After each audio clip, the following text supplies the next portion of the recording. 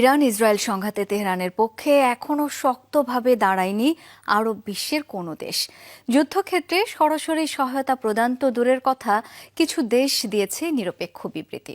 Jordan, কাতার সহ কয়েকটি আরব দেশ অবশ্য ইরানে ইসরায়েলের হামলার নিন্দা জানিয়েছে। এখনো চুপ আছে সিরিয়ার মতো কিছু দেশ। ইরানে ইসরায়েলের হামলার পর থেকেই প্রশ্ন উঠেছে আরব বিশ্বের অবস্থান নিয়ে। শুরুতে নিশ্চুপ থাকলেও ধীরে ধীরে মুখ খুলছে বিভিন্ন আরব দেশ, জানান দিচ্ছে নিজেদের অবস্থান।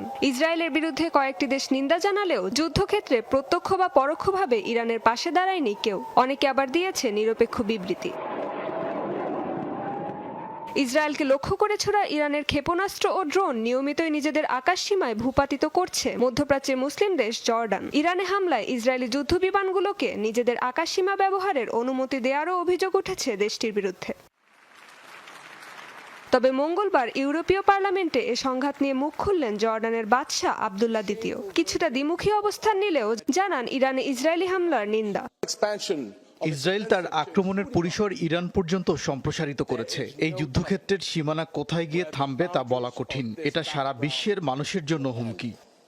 অন্যদিকে ইরান ইসরায়েল সংঘাত নিরসনে কাতার নিয়মিত যুক্তরাষ্ট্রের সাথে যোগাযোগ চালিয়ে যাচ্ছে বলে দাবি করেছেন দেশটির পররাষ্ট্র মন্ত্রণালয়ের মুখপাত্র। সরাসরি ইরানের পক্ষে অবস্থান না নিলেও দেশটির পারমাণবিক স্থাপনা লক্ষ্য করে ইসরায়েলি হামলার নিন্দা জানিয়েছেন তিনি।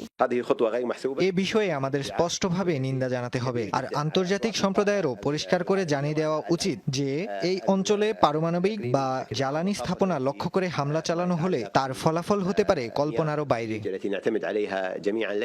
অন্যদিকে সংযুক্ত আরব আমিরাতের পররাষ্ট্রমন্ত্রী শেখ আবদুল্লাহ বিন জায়েদ সতর্ক করে বলেন, যে কোনো অপরিকল্পিত এবং বেপরোয়া পদক্ষেপের কারণে সংঘাত ছড়িয়ে পড়তে পারে ইরান ও ইসরায়েলের সীমানার বাইরে। সংকট নিরসনে দুপক্ষের সাথে যোগাযোগ রক্ষা করছে তারা। ইরান ইসরায়েল সংকটে এখনো মুখ খোলেনি সিরিয়া।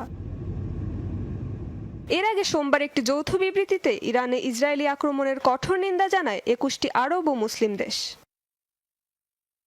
রেজওয়ানা সায়মা, যমুনা নিউজ।